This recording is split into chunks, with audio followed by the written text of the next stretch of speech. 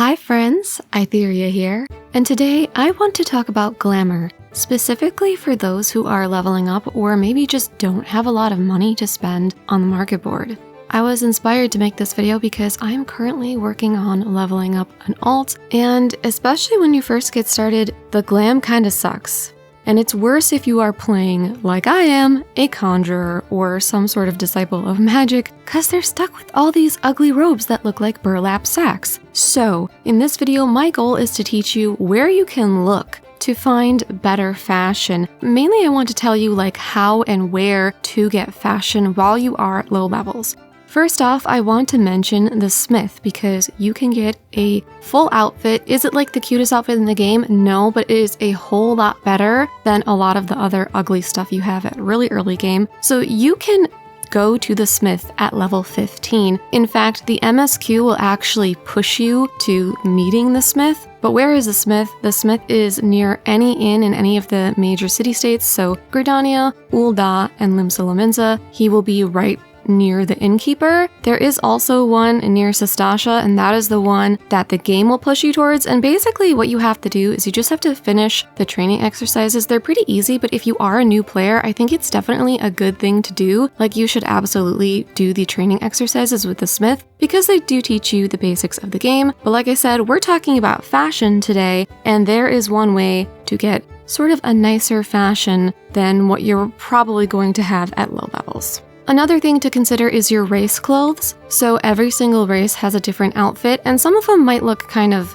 well, some of them are better than others. Like, I mean, look at the bunny girl one, right? But I feel like the Mikote one is solid, and even if you don't love the entire outfit, there are pieces from each one that I think work really well for mixing and matching. Don't be afraid to mix and match some of your race gear in with other glam pieces. Next is a classic, the Hempen Camise and even the Hempen pantalettes. And obviously these will look better on some races. I think the Catgirl has one of the best ones, and honestly, Pure Highlander has a really sexy one, but it's a pretty solid piece for a lot of the races. Whether you're male or female, it's worth looking into, and they're really easy to get. You can get them from an NPC, they're super cheap. So if you are looking to get these, you can go to Bongo Zongo in Limsa, My Senta in New Gridania, or Rorik in Ul'dah. Another tip I have is to get the Emperor's New pieces. So there's a whole set of items that are called Emperor's New, and then whatever the piece is, so it might be like pants, whatever. And what these are is basically nudity. Like, if you put this on your gloves, then you will just see your character's hands. You won't have any gloves. So if you have, say, like you're starting early in the game, and there's like a really ugly necklace that you're wearing and you just hate it, you can put the Emperor's New necklace in your glam slot or glam over that necklace with it, and you will no longer see it.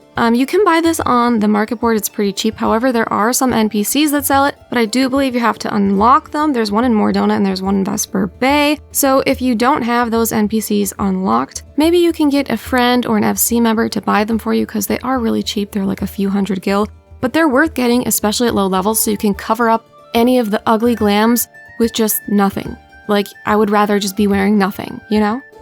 And how could I forget, but we must talk about the Bridesmaids and Best Man's Attire, which you can get from an NPC in Ul'dah named Rian. It's actually pretty close to the Aitherea Plaza in Ul'dah. Every item that she has is like really cheap fashion. Personally, I really love the shoes, both the Best Man's and the Bridesmaids shoes. Both of them are really versatile and look good with a lot of stuff. I also really like the bottoms, the Bridesmaid, I don't know what they're called, but they're the bottoms, because they kind of have these little stockings with them and they look really good under dresses or just like really long tops. So those are really great and really cheap and definitely worth checking out. Next, I want to talk about the gold saucer. This unlocks at level 15, and you will have to farm the currency there called MGP before you can get anything, but it is not that hard. I recommend doing Fashion Report every single week for like 60k MGP.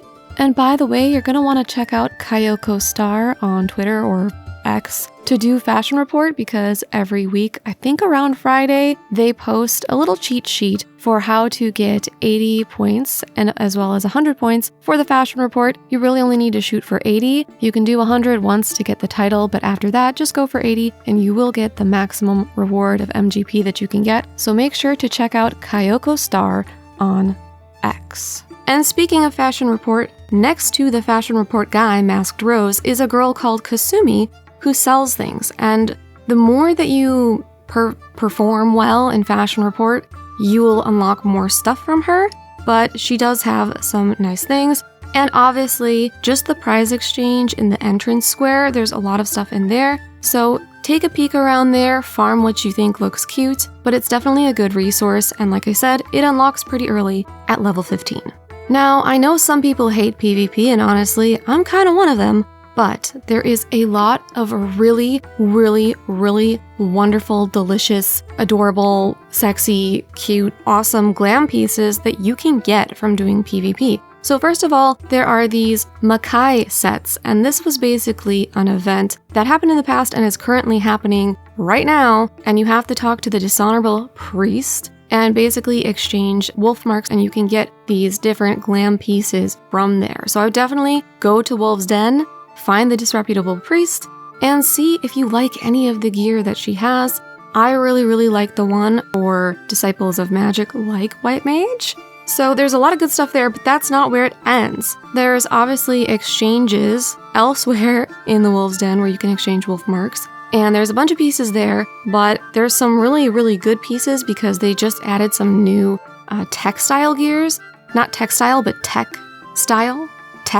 Technical, tech style pieces like tech wear that are really awesome. They're some of my favorite fashions in the game now, to be honest. And just an FYI, the tech wear does cost trophy crystals, not wolf marks. And then on top of that, every time there is a new series, there will be series Malmstones. So if you open up your PvP profile and click on series Malmstones, you'll see all these different rewards. And there is almost always a glam piece. Sometimes it's not a glam, sometimes it's a mount, but oftentimes there's a glam piece at rank 25 or reward number 25.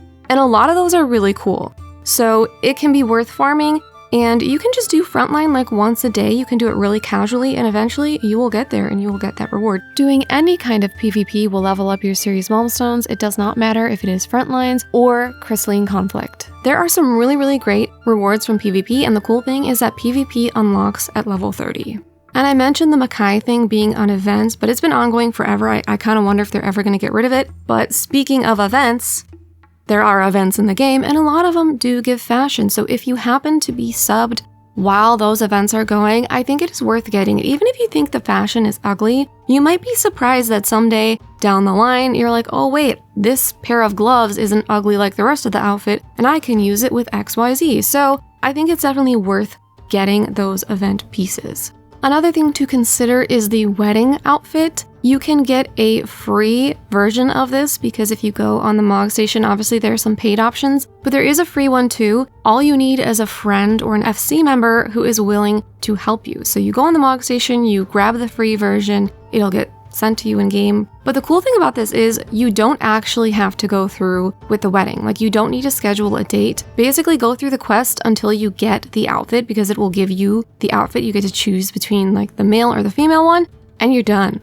You don't have to do that much, to be honest. It's actually really quick to get it, and I might eventually do a video on that. But just know that you can get the free wedding outfit without having to actually go through a wedding. Now, it is worth noting that the free one is not dyeable, but I still really like the boots and the skirt from it. And honestly, even like the cute little veil with the flowers, I use those pieces from time to time, and I think they're worth having. Next, I want to talk about grand companies and hunts, and these two kind of intertwine. So there is fashion that you can get just from the grand company if you talk to, I think it's the quartermaster, and just look through all the things they have to offer, but a lot of it's kind of ugly. However, through your grand company, you can get certain fashions from the hunt person that is like right near your grand company in the same area. There's an NPC. And Again, some of them still suck, but there is one really good one, and this is why I join the Immortal Flames every single time to get the Flame Elite's shawl and the Flame Elite's loincloth, because it is sexy and I love it. But basically the reason it intertwines with hunts is because you have to pay like, I think it's like 1,000 allied seals or something, but it costs allied seals, which you get from doing hunts. So that is why those two intertwine. And there obviously are other pieces you can get with hunt currency. So whether you're doing the most current currency, which is the nuts, or one of the older currencies, you can go to different NPCs. And a lot of them actually sell old tombstone gear that is no longer offered as tombstone gear, but is still in the game because some people like it for glam reasons. So that is why the Grand Company and the hunts can be another great way to find some fashion. And finally, the Marketboard. You would be surprised, but there are actually a lot of affordable fashions on the Marketboard. Like, you can find cute pieces for like 10k or less. There's also things like necklaces and flowers for your hair, stuff like that is pretty cheap. And here's the other thing. You can hop both servers and data centers. So if you're on a budget, you do not have to necessarily pay whatever the price is in your server. Of course, hopping between each world within your own data center, as well as hopping to other data centers to just look around, is really time consuming and it's a lot of work.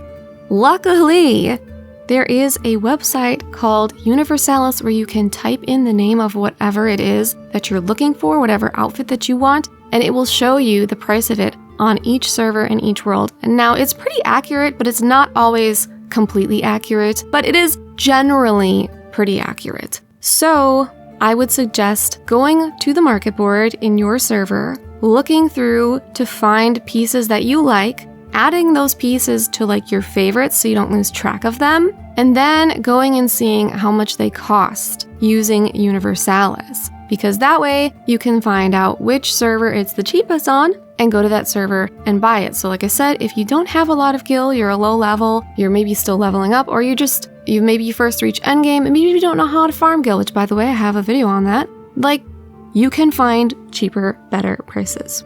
Okay, so if you're very, very new, you might be like, Aitherea, this is all great information, but how do I even unlock Glam in the first place? Well, you need to go to Vesper Bay, and if you don't know where that is, don't worry, the main story quest will take you there. In Vesper Bay, there is an NPC named Swigheim. I might be pronouncing that wrong, but once you reach level 15, she will have 2 quests for you. One quest will be to unlock glamming in general, and the second quest will be to unlock dyeing. You want to do both of them because you want to be able to dye your beautiful glams. And they're really, really easy. She just sends you basically to get some orange juice first from an NPC nearby, inside like the little building nearby, and then to the merchant nearby.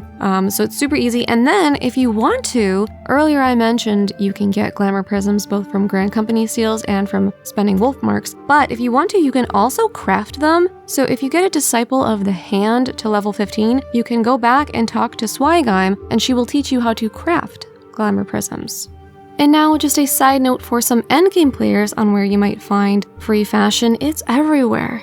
At endgame, trust me, the fashion that drops from places like dungeons tends to be way cuter and way better. So obviously, dungeons are a great place, raids are a great place. I mean, check out some of the old Eden raid gear, really cute. Current raid gear too, the Pandemonium gear has some really nice stuff. And it doesn't have to be Savage, but you can go back and do the old Savages unsynced if you like certain gear from there. Alliance raids have a lot of good gear. The newer ones are beautiful, some of the best in the game.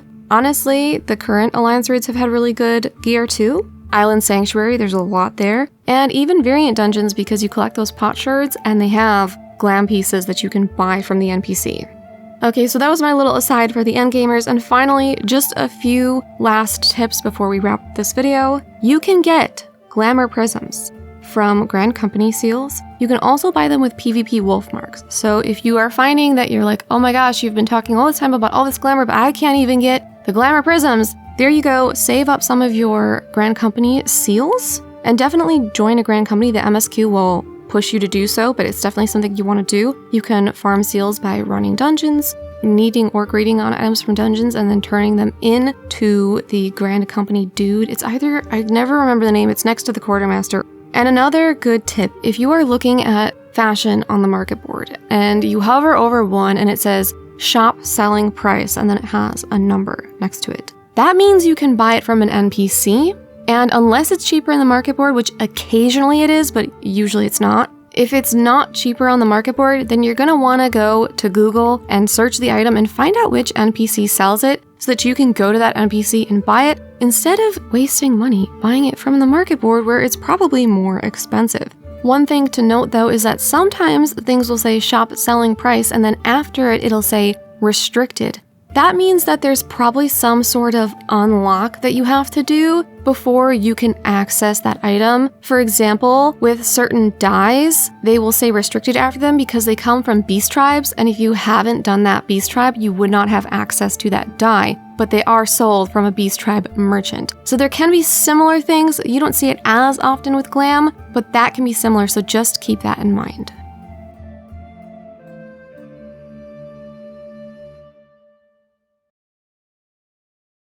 Okay, so those are pretty much all of my ideas for how and where you can get Glam if you are currently leveling up through the game or if you just don't really want to be spending your hard-earned gil on Glam. As always, thank you so much for watching, and if you found this video helpful, then please consider leaving a sacrifice to Lord Algorithm in the form of a like, comment, share, or subscribe. Bye!